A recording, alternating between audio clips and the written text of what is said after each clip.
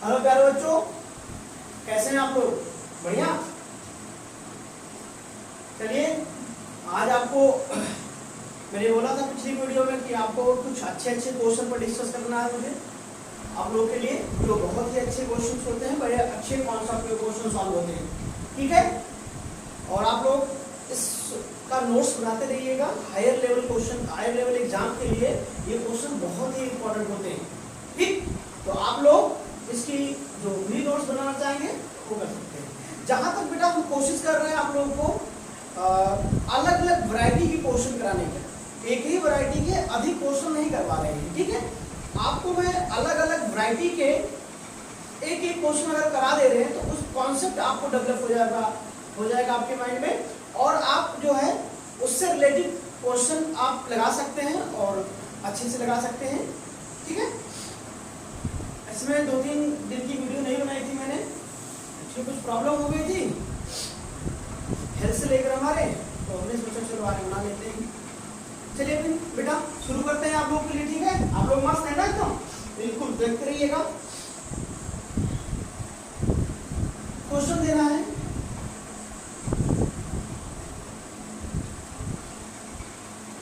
ये हमारे पास एक धागा है, दोनों की लंबाई L है, और यहां पर भी M द्रव्यमान का चार्ज है। यहां भी क्या है? M द्रव्यमान का चार्ज। मास इसका M है, चार्ज इसका Q, इसका भी मास M और चार्ज Q। यहां से जो एंगल बन रहा है वो थीटा पूछा है, ये भी थीटा है, और इनके बीच की जो डिस्टेंस दी गई है बेटा वो x दी गई है। ठीक, क्वेश्चन कह रहा है x का मान ज्ञात करो, ये क्वेश्चन हो गया। x की वैल्यू निकालनी है। तो इस क्वेश्चन को सॉल्व करने से पहले हम देखते हैं कि इस चार्ज पर कितने फोर्स लग रहे हैं, कितने प्रकार के फोर्स लग रहे हैं, यानी बल कितने प्रकार से लग रहे हैं, उस पर डिस्कशन करते हैं। तो प्यारे बच्चों, हम एक चार्ज को लेते हैं, तो अगर इसका मास m है तो इस पर द्रव्यमान mg भी, यानी द्रव्यमान का इस पर एक बल लगेगा, गुरुत्वाकर्षण बल, जिसको आप F = mg लिखोगे, है ना। और इस चार्ज की वजह से इस डायरेक्शन में क्या लग रहा होगा? एक विद्युत बल भी लग रहा होगा, और ये डोरी है, ये नीचे की ओर इसको रोक रखी है, तो इस पर एक तनाव बल भी लग रहा होगा, टेंसाइल फोर्स की लग रहा होगा। यानी हम कह सकते हैं प्यारे बच्चों कि इस चार्ज पर 3 प्रकार के बल लग रहे हैं। पहला हो गया आपका, ठीक है, सॉल्यूशन देखते हैं। सॉल्यूशन में आवेश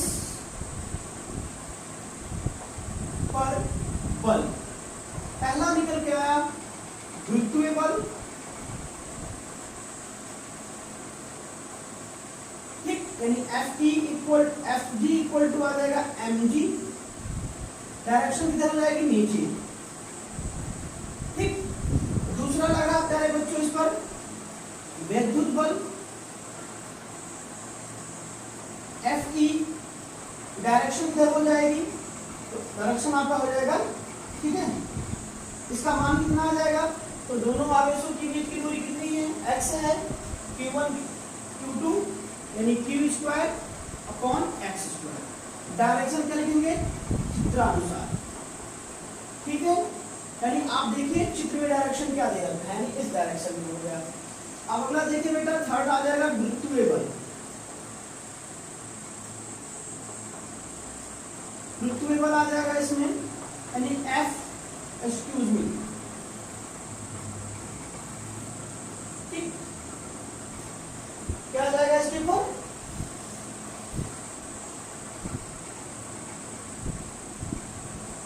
तनाव बल,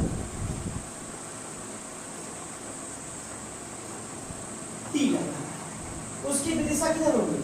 अपसाइड में हो जाएगी। तो बेटा आप जानते हैं कि अगर किसी वस्तु पर 2 या 3 फोर्सेस लग रहे हो तो उनका परिणाम ही निकाला जाता है। ठीक, और घटक भी निकाल सकते हैं। तो हम चलते हैं फाइंड आउट करेंगे कि इनका घटक क्या हो सकता है। तो प्यारे बच्चों इस चीज को देखें, तनाव बल का घटक, तनाव बल का घटक। तो अगर देखें ये अगर थीटा बन रहा है प्यारे बच्चों, तो ये अगर कुछ भी बन सकता है, कुछ भी बन सकता है। और यहाँ पर ये कंडीशन लगाई गई है theta is very small, question में है थीटा अल्प है, थीटा को बहुत अल्प लिया गया है, ठीक है। ये जो थीटा है वो बहुत ही अल्प लिया गया है। तो उस सिचुएशन पर देखते हैं, अगर ये दूरी x है तो ये कितनी दूरी हो जाएगी x/2, ये दूरी कितनी हो जाएगी x/2।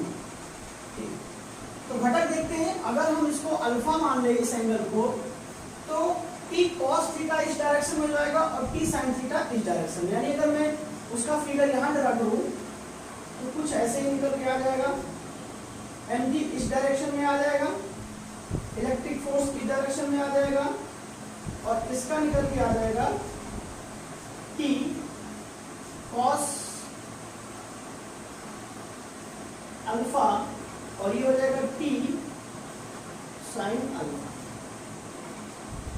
थीटा था ये हमारा अल्फा, ठीक। अब देखें इक्विलिब्रियम कंडीशन के लिए, संतुलन अवस्था के लिए, अगर ये संतुलन अवस्था में है, ये संतुलन अवस्था में है, तो आप कह सकते हो कि विद्युत बल होगा वो t cos थीटा को बैलेंस करता होगा, t sin थीटा जो होगा वो नहीं। तो संतुलन अवस्था में देखते हैं, संतुलन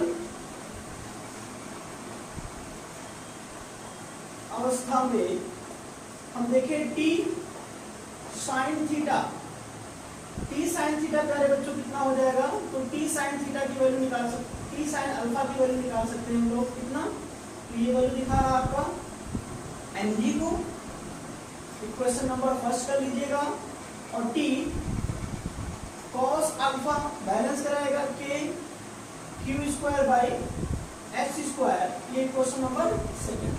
क्योंकि हमको वैल्यू किसकी फाइंड आउट करनी है, t की, तो इस t की वैल्यू को हम निकाल सकते हैं।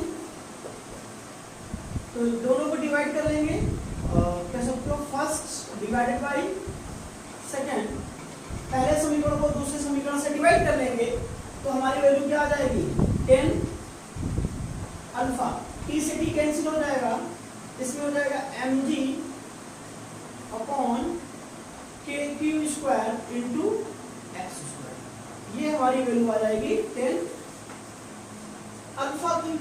ओके, अब अल्फा देखते हैं बेटा, अल्फा की वैल्यू क्या ले सकते हो यहाँ से, अगर इस फिगर में देखा जाए अल्फा की वैल्यू लिख सकते हैं 90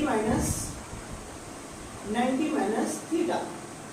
तो यहाँ पर रख देंगे तो 10 90 माइनस थीटा, ये हो जाएगा x² mg बाई kq²। अब इसको लिख सकते हैं cot थीटा अप्रोक्सीमेटली हो जाएगा x² mg अपॉन kx। प्यारे बच्चों अगर हम बात करें कि 10 थीटा अगर स्मॉल हो, क्या हो, थीटा अल्प है, इसलिए cot थीटा अप्रोक्सीमेट इक्वल हो जाएगा cosec थीटा, है ना। और cosec थीटा की वैल्यू आप यहाँ से यूज करके लगा सकते हैं कि cosec थीटा की वैल्यू क्या हो जाएगी इस फिगर से, cosec थीटा की वैल्यू का जो हो जाएगी कर्वटे आपका हो जाएगा आधार यानी L बाई, देखिए बेटा कितना हो जाएगा 10 अल्फा स्क्वायर x² mg के q² हो जाएगा। अल्फा की वैल्यू अगर फिगर से देखें बेटा तो हम कैसे पुट कर सकते हैं 90 माइनस थीटा, यहाँ पर रखेंगे तो 10 माइनस 90 इक्वल टू क्या हो जाता है, cot थीटा हो जाता है, और ये cot थीटा हो गया तो x² mg by k q² हो जाएगा। क्योंकि बेटा थीटा क्या है, very small, when theta is a very small we can consider cot theta approximately cosec theta, हम इसके में बराबर समझ सकते हैं। cot थीटा की वैल्यू उठा के रखेंगे फिगर से, cot थीटा इक्वल टू क्या होता है, हाइपोटेनस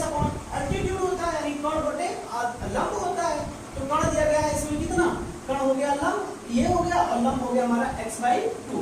तो ये वैल्यू उठाकर हम अगर यहाँ पुट कर देते हैं तो हमारे पास L/2 ये आ जाएगा x² into mg upon kq²। Value किसकी निकालनी है? x की। तो x³ इक्वल टू क्या हो जाएगा? इधर मल्टीप्लाई करें हो जाएगा, इधर आ जाएगा 2L kq² mg। x equal to value क्या आ जाएगी? √2L kq² mg। That is your answer. ठीक, ये आपका आंसर हो गया है। ऐसे ही क्वेश्चन देकर पूछा गया था find the value of charge. एक क्वेश्चन था उसमें पूछा गया था भाई चार्ज की वैल्यू निकालिए। अगर चार्ज की वैल्यू पूछता है तो q की वैल्यू यहां से q² की वैल्यू निकाल सकते हैं। चलो बेटा देखते हैं अगला प्रश्न। ये HSM पर क्वेश्चन बेस होगा, जिसको आप सिंपल हार्मोनिक मोशन बोलते हो, सरल आवर्त गति। सरल आवर्त गति क्या होती है बेटा? एक बार सोच लेते हैं कि कोई वस्तु है, जब कोई वस्तु स्थिर बिंदु के इधर उधर एक निश्चित दिशा में इधर उधर गति करता हो और इसका जो त्वरण होता हो किस डायरेक्शन में हो? विस्थापन की ओर हो। ठीक है, इसके हमेशा एक्सेलरेशन की दिशा किधर होनी चाहिए? विस्थापन की ओर होती है, तो उसको हम एक्सेलरेशन सिंपल हार्मोनिक मोशन कहते हैं, सरल आवर्त गति कहते हैं। और इसकी कंडीशन क्या होती है? मैथमेटिकली कंडीशन देखी जाए तो जो बल होता है वो विस्थापन के क्या होता है? ऋणात्मक अनुक्रमानुपाती होता है। जब कभी भी फोर्स विस्थापन के विपरीत दिशा में लग रहा हो बेटा, तो वहां पर यह समझ लिया जाता है कि वो कैसी गति कर रहा होगा ऑब्जेक्ट। तो ऑब्जेक्ट वहां पर सरल आवर्त गति कर रहा होगा, यानी इस स्टाइल से गति कर रहा होगा, इस टाइप से। ये देखिए सरल आवर्त गति, यानी इसका जो हमेशा ये डिस्प्लेसमेंट जो हो रहा है वो हमेशा किधर है? सेंटर की ओर होता है। तो ऐसे मोशन को हम क्या बोलते हैं? सिंपल हार्मोनिक मोशन कहते हैं। और इस मोशन में जो भी हमारा एक्सेलरेशन आता है वो क्या होता है? आपका विस्थापन के विपरीत दिशा में होता है। That means inversely proportional to the displacement with negative sign हम बोल सकते हैं। ठीक, और इसमें आवर्तकाल क्या होता है? तो आवर्तकाल होता है बेटा 2π√m/k होता है, यानी उस वस्तु का आवर्तकाल ये निकलता है। ठीक है, तो इस पे क्वेश्चन देखते हैं। एक चार्ज पे क्वेश्चन है, अच्छा क्वेश्चन उठाया जाता है यहाँ से, तो वो देख लेते हैं। एक छोटा सा क्वेश्चन देखिए, एक चार्ज आपके पास Q और इसका मास कितना है? m। और देखिए ये आपके पास 2x दूरी पर दूसरा चार्ज है जिसका मास m है, और मिडिल में कोई चार्ज Q है। क्वेश्चन कहा जा रहा है कि मिडिल वाले चार्ज को थोड़ा सा विस्थापित करने पर इसका आवर्तकाल ज्ञात करिए। ठीक है, इसका आवर्तकाल ज्ञात करना है, यानी find the value of t, find the periodic time.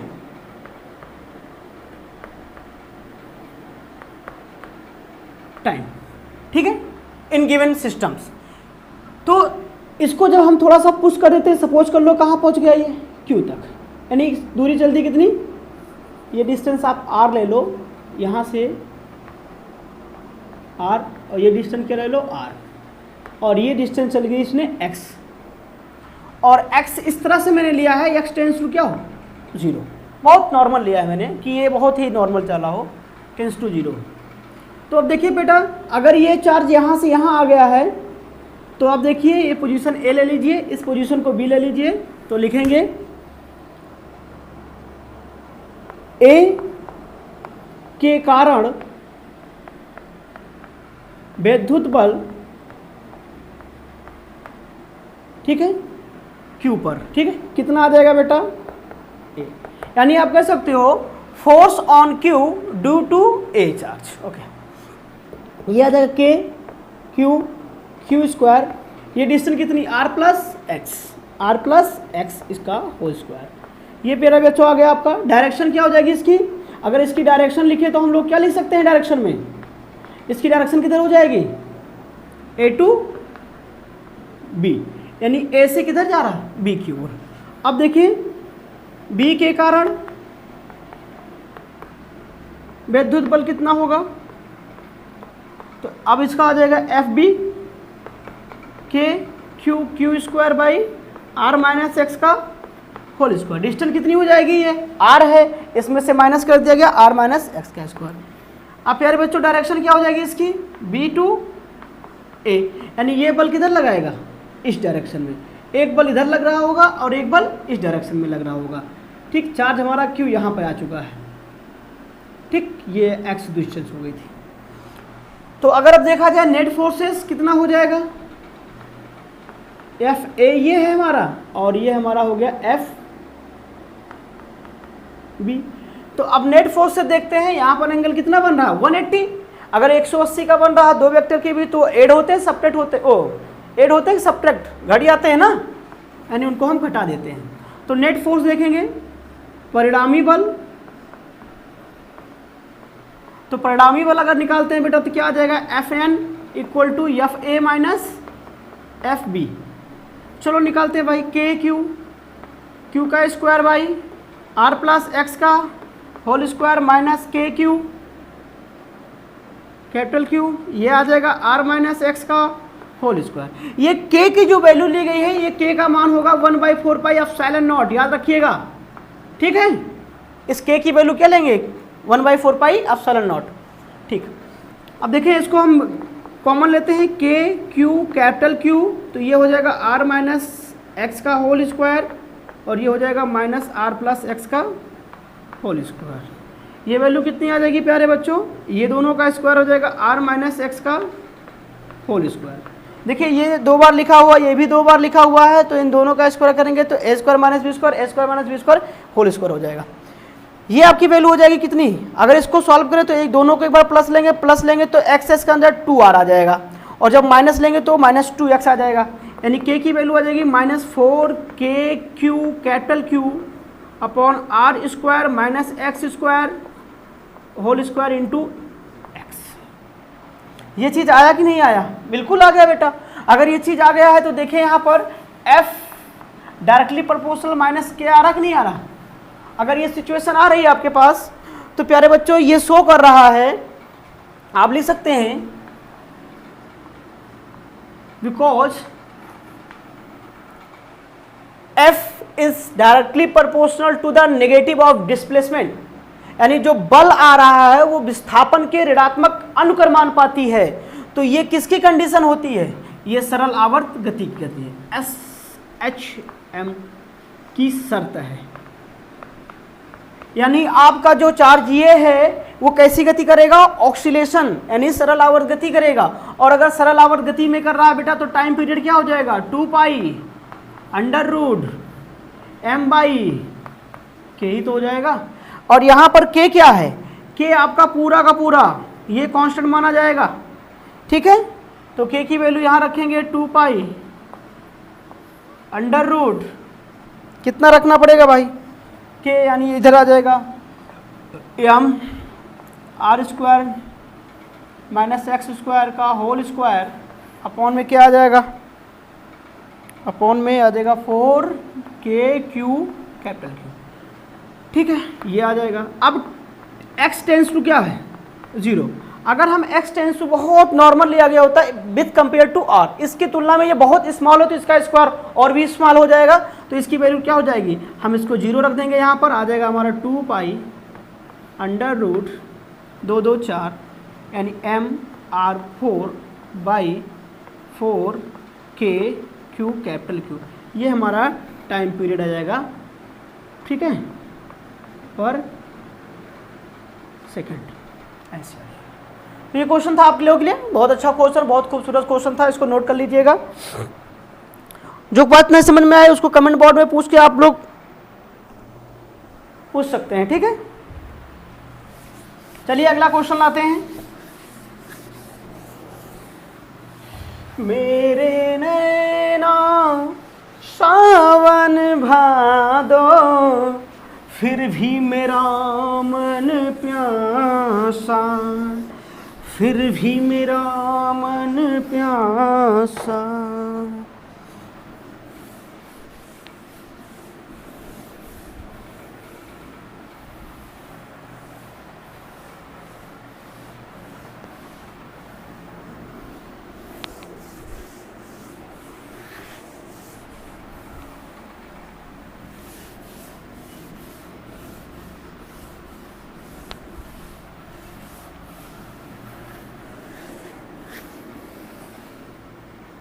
अगला क्वेश्चन कौन सा करा दें? अगला क्वेश्चन कौन सा हो सकता है?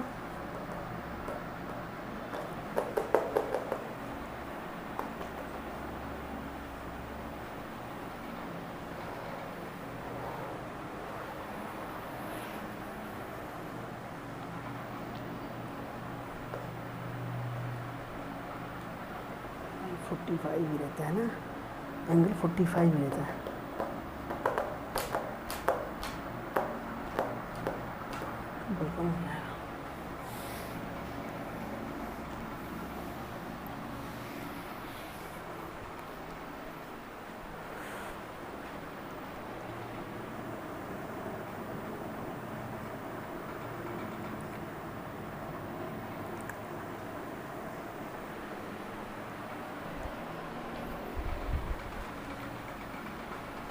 तो क्वेश्चन एक क्वेश्चन और आना चाहिए।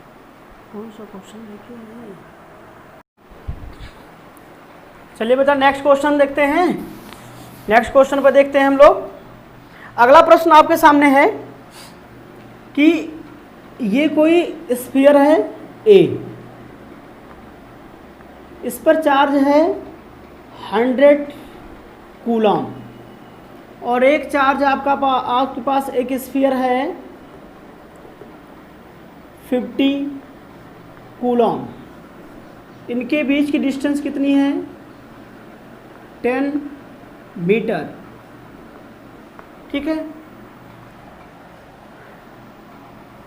क्वेश्चन कह रहा है कि जब इस चार्ज से, इस स्फीयर से, इस गोले से कोई तीसरा गोला सी कनेक्ट करा देते हैं, ठीक, तो ये सेम साइज के हैं। साइज इनका क्या है? साइज इसकी अगर सपोज को लो, साइज इसका सेम है, दोनों के साइज सेम है। अगर इसकी त्रिज्या ऐसे ले लो, इसकी त्रिज्या r है तो इसकी भी त्रिज्या कितनी होगी? r, सेम साइज होगी।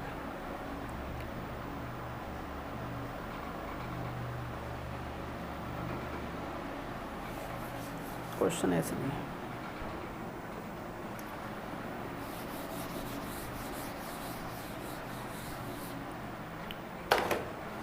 देखिए क्वेश्चन, अगला क्वेश्चन देख रहे हैं कि हमारे पास एक गोला है जिसकी त्रिज्या कितनी है बेटा?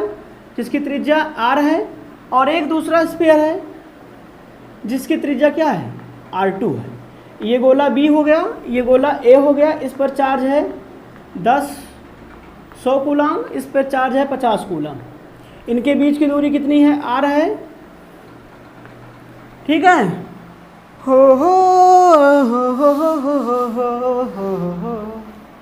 ठीक। अब कह रहा है कि विद्युत बल इस स्थिति में क्या होगा, और जब इनको किसी थर्ड गोले से स्पर्श करा देते हैं, ये भी एक स्पर्श त्रिज्या r त्रिज्या का गोला सी है जिस पर 0 कूलम चार्ज है, यानी ये उदासीन है। क्या है? उदासीन है। यह फर्स्ट स्थिति है, और दूसरी स्थिति जब इसको इससे टच करा देते हैं, ये RC, और ये हमारा हो गया RA यानी 100। ठीक, हमने इसको इससे टच करा दिया गया। पुनः इनके बीच की डिस्टेंस को हमने हाफ कर दिया, यानी अब ये r इक्वल टू यहाँ 10 मीटर ले लीजिएगा, और अब डिस्टेंस कितनी कर दी गई है? A और B की बीच की डिस्टेंस हाफ कर दी गई, यानी दैट मीन्स 5 मीटर कर दिया गया। ठीक है। तो इस स्थिति में, यानी ये फर्स्ट स्थिति है और आपका ये सेकेंड स्थिति रहता है। बोला गया है अभी भी इस पे चार्ज कितना है, 50 कूलम है। तो पूछा गया है कि सेकेंड पोजीशन पर कितना बल कार्य करेगा, यानी इलेक्ट्रिक फोर्स कितना लगेगा इसके ऊपर। तो प्यारे बच्चों देखिए, इसमें इंडक्शन का थोड़ा सा यूज किया गया है।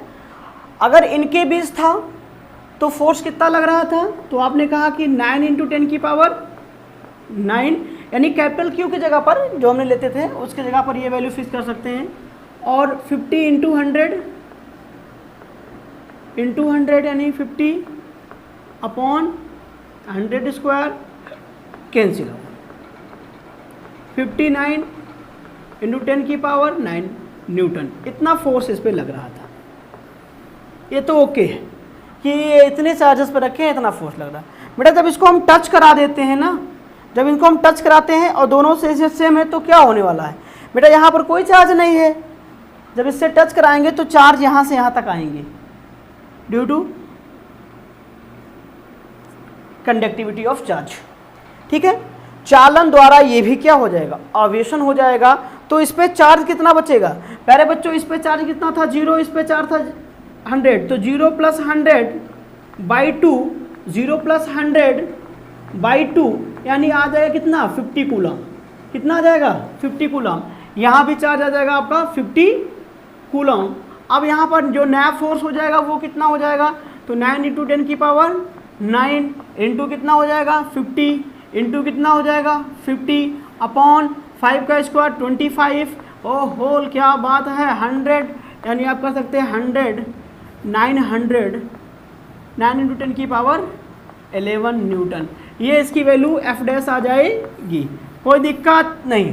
पूछा जाए कि दोनों बल की कंपैरिजन करके दिखाइए, तो दोनों बल का कंपैरिजन करके दिखा सकते हैं। इन दोनों का रेशियो ले लीजिएगा 9 × 10 की पावर 11 और ये हो जाएगा कितना बेटा 50 × 9 × 10 की पावर 9।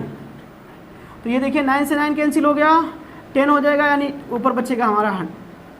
अरे यार 10 यानी अच्छा 5/5 यानी कितना हो जाएगा 2 टाइम्स हमारा जो फोर्स है वो दुगना हो गया है। इसका कितना हो गया है 2 गुना हो गया है ये बल। तो ये क्वेश्चन होते हैं ऐसे, इस कॉन्सेप्ट पर आप बहुत सारे क्वेश्चन देखने को मिल सकता है। ठीक है, आप इसको भी टच करा सकते थे किसी अन्य स्फीयर से, इसको भी जब टच करा देते हैं तो उसका चार्ज चेंज हो जाता। सेम डिस्टेंस रखिए, कहीं भी रखिए, आप इसको सॉल्व कर सकते हैं। लेकिन अगला टॉपिक लेके आते हैं इलेक्ट्रिक फील्ड, विद्युत क्षेत्र क्या होता है, ये नेक्स्ट वीडियो में आपको बताते हैं। तब तक के लिए आपको गुड बाय।